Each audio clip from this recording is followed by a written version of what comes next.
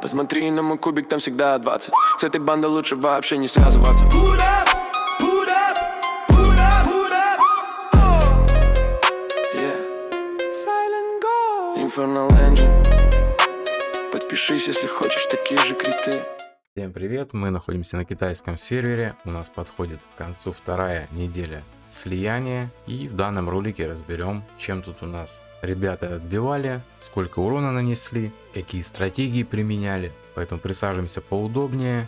Погнали! Если вы хотите поддержать канал, вы можете просто осуществлять свои внутриигровые покупки по моей ссылке в описании под каждым роликом по очень выгодным ценам, за что вам буду весьма благодарен. И также внутриигровой магазин, в ежемесячных наборах вы можете ввести мой код создателя и получать за это каждый месяц бесплатный гелиолит. Сразу отмечу, что сервер особо-то не донатный, и будем уже подразумевать, что некоторыми командами можно было отбить намного больше. Тут особо через ауру никто не играет, поэтому урон немножко отличается от реального. Первое место у нас такой вот паренек, у него получается ядовичка новая на втором пробуждении. Посмотрим, что он как ее девал. Ну, в принципе, все логично. Такие талантики, лавкач с артефактом, он у нас получается в залив, и вот эта шмотка на увеличение доп урона. В качестве саппорта использует Огака, все на щиты тут у него. Также в разломе Twitch с ракушкой, все в атаку, я так понял. Ну и раздача урона вокруг себя. И решил он себя сюда еще и Лотера воткнуть. Лотер без артефакта, но скорее всего он у него есть, он его просто не стал ставить и поставил донатный артефакт на него. Потому что новая экса наносит урона больше. Поэтому вот такое вот решение он принял. Ну и пет, соответственно, дракон у него имеется. Далее идет команда разъедания, наконец-то. Тут также важный момент, то что у него есть бип-бип, и он снимает всякие там усиления, вот эти эффекты сбора у филта, и вот так вот живут. Ну, в принципе, урон неплохой. 5-я Сицидис. Сейчас посмотрим, что тут. Рук какой. О, 43 ускорения. Шмоточки тоже неплохие. Кстати, вот эта вот шмотка непонятно пока. Усиливает рука, не усиливает. Бип-бип, все, что у нас связано со щитами на нем. Такая вот Сицидис. Все шмотки из прошлого сезона. Сакридея вот так вот одета. Шанс крита. Короче, как дэмэдж дилера он ее собирал. Шанс крита он просто не выжил. И решил перчаточку вот такую. Вместо перчаточки на крит урон. И рейта ракушка и сет кукольника. Виктора бьют у нас получается через ледяной взрыв. Используют этерил. Тут скорее всего разлом, да. Такая вот, ну-ка, шина у него получается. Ну, что-то как-то он ее попытался в урон разогнать и дал донатный артефакт.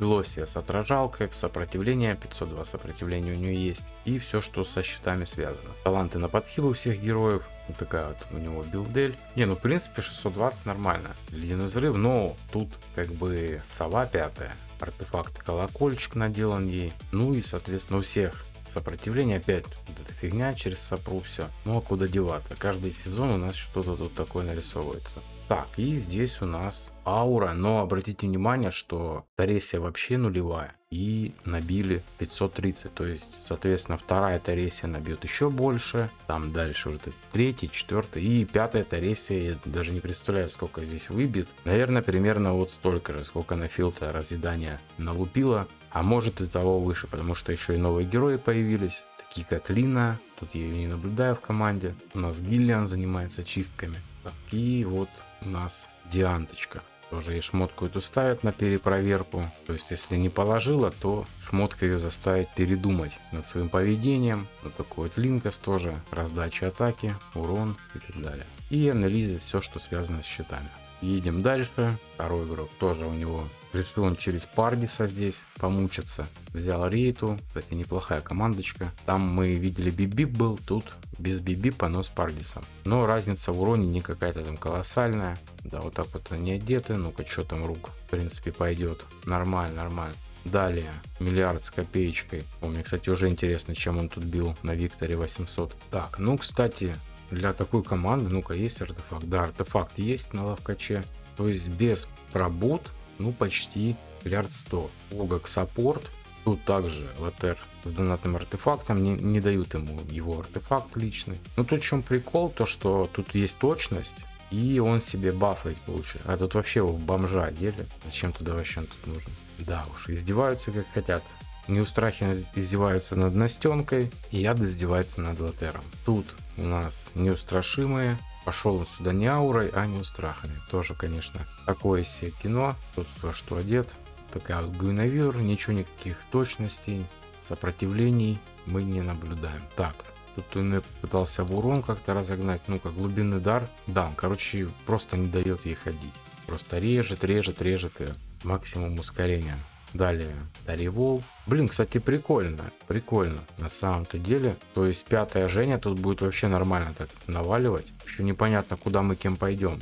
Очень интересный вариант, вот это мы запомним. Как бы вообще ни хила, ничего. Он просто ее режет. Все, не дает ходить.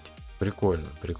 Смотрим шмоточки, Таривол на залив. Блин, я бы на самом деле сюда бы залив поставил бы какой-нибудь.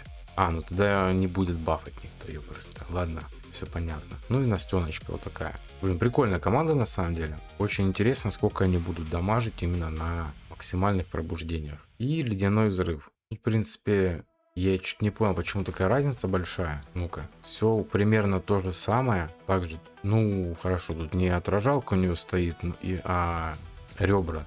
Ну, разница как бы на 200 лямов почти. Сова с артефактом. Ну, все только артефакт, но он же не настолько сильно бафает. Вот как-то вот так. Может быть, характеристики просто лучше.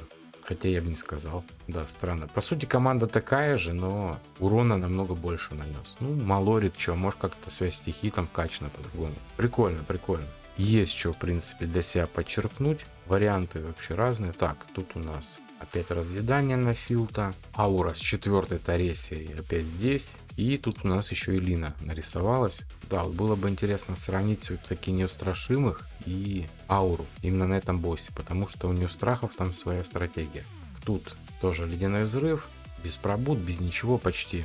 Чисто бомжики. И сюда он пошел сбором. Новая икса в Акасе особо никак не проявила. Такое из себя кино на самом деле. Тем более она выступает в роли мейн керри, типа Таривол, Телендор 2.0, или как ее там правильно назвать, непонятно.